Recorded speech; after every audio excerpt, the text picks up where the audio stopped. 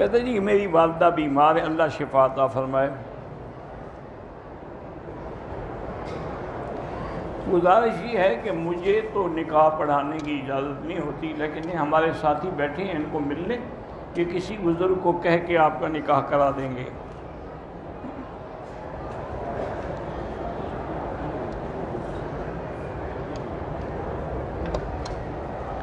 میاں بیوی عمرے پہ آئے، طواف مکمل کرنے کے بعد 2 رکعت بھی پڑھ لی، لیکن صفا مروہ کے 2 چکر لگا کے میاں نے بھی سر منڈوا لیا اور بیوی نے بال کٹے، بالکل ان پہ دم پڑ گئی۔ اس طرح یعنی صفا مروہ انہوں نے کی ہی نہیں، تو 7 چکر کر دیتے۔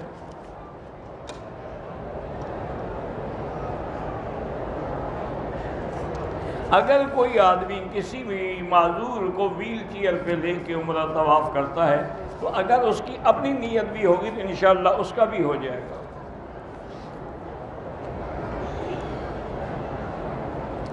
بہرحال جنازہ ہو یا کوئی نماز ہو، امام کے آگے نہیں ہونا چاہیے۔ وتر نماز میں اگر دعائے قنوت نہیں پڑھی تو حنفی مسلک میں سجدہ سہو ہے، ان کے نزدیک دعائے قنوت واجب ہے۔ باقی ائمہ کے نزدیک دعائے قنوت سنت ہے، ان کے نزدیک سجدہ نہیں ہے۔ میری خالہ اور میرے نانا جان بیمار ہیں، اللہ شفا عطا فرمائے۔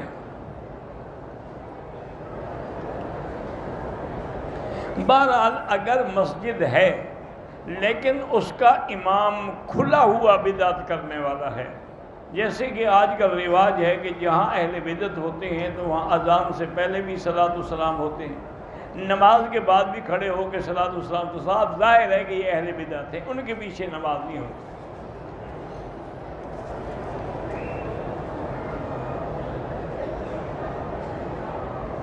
بھئی اگر کوئی آدمی قرآن صحیح نہیں پڑھ سکتا اس کو امام نہ بنائیں۔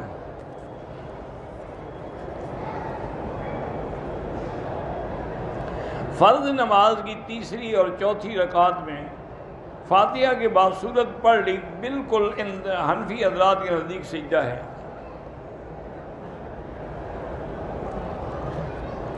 بالکل جب بھی حضور صلی اللہ علیہ وسلم کا ذکر آئے تو ہر مسلمان کو درود شریف پڑھنا چاہیے۔ اگر پورا درود شریف نہ بھی پڑھ سکے تو صلی اللہ علیہ وسلم۔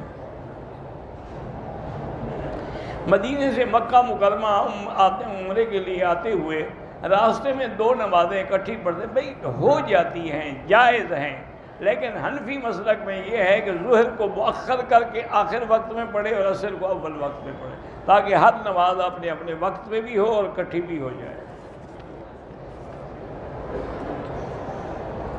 میرے بیٹے کا نام سیف الرحمان ہے، بیمار ہے، اللہ شفا عطا فرمائیں۔ ملاقات کے لیے بھائی درس کے بعد مجھے نیچے آ کے مل لیں، عشاء کے بعد انشاءاللہ۔ قسطوں پر چیزیں فروخت کرتے ہیں، 35% منافع لیتے ہیں، وہ جائز ہے۔ میرا لڑکا لاکھوں ریال کا مقروض ہے، اللہ اس کے قرض ادا فرما دے، اور جو بھی مقروض ہیں اللہ ان سب کے قرض ادا فرما دے، اور اس کے لیے جتنا استغفار پڑھیں گے انشاءاللہ تو اللہ مدد فرمائیں گے۔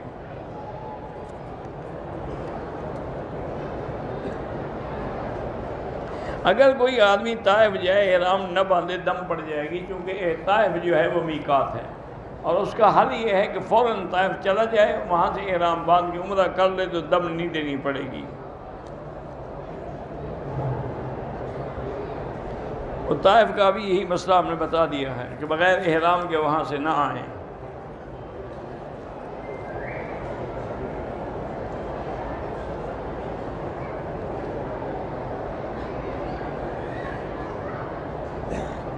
بہرحال اگر آپ کی لڑکی کا توبہ کریں، استغفار کریں، اللہ پاک آپ کو فتنے سے بچائے۔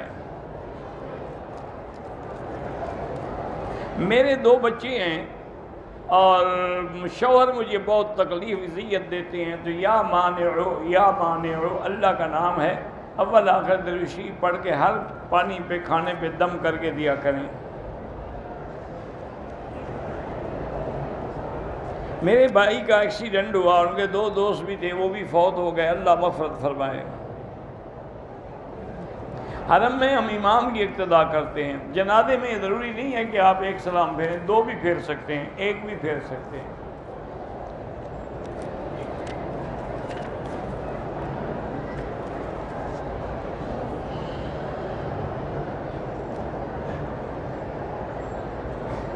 اگر قالین پہ ایسی شکلیں بنی ہوئی ہیں جو کسی جاندار کی ہیں تو اس پہ نماز نہ پڑھیں۔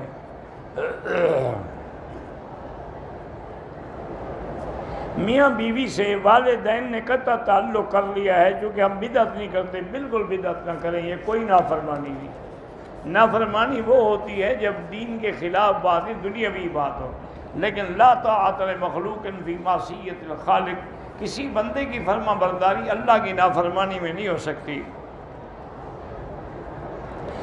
کمپنی والوں نے میرے پیسے روکے ہوئے ہیں تو آپ حسبنا اللہ و نعم الوکیل زیادہ سے زیادہ پڑھ کے دعا کریں۔ ماموں اور مامی کے ساتھ لڑکی عمرے پہ آ سکتی ہے۔ سید خاندان کو زکوٰۃ دینا جائز نہیں ہے۔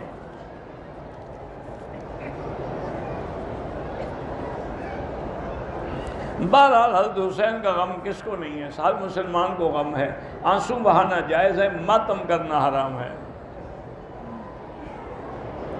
حضرت علی نے کربلا جانے سے کیوں نہیں روکا؟ حضرت علی تو فوت ہو چکے تھے، کیسے روکتے؟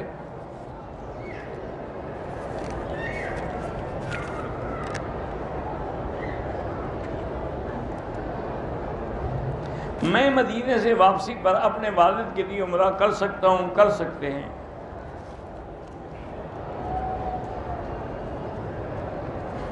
بہرحال کوشش یہ کیا کریں کہ عورتیں نہ تو نماز میں آگے ہوں نہ برابر کھڑی ہوں۔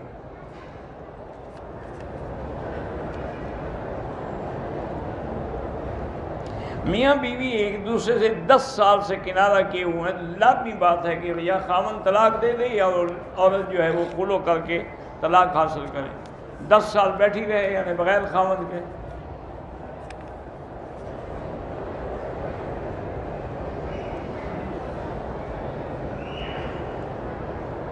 اگر شوہر نے 2 طلاقیں دی ہیں تو اس سے آپ شادی کر سکتے ہیں، اگر پہلے کوئی گناہ تھا دونوں توبہ کریں۔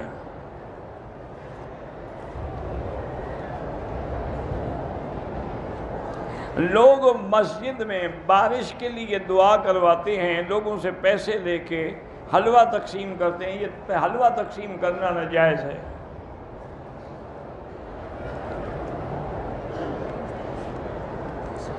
امام اگر جرابوں پہ مسح کرتا ہے تو حنفی مسلک میں اس کے پیچھے نماز نہیں ہوتی۔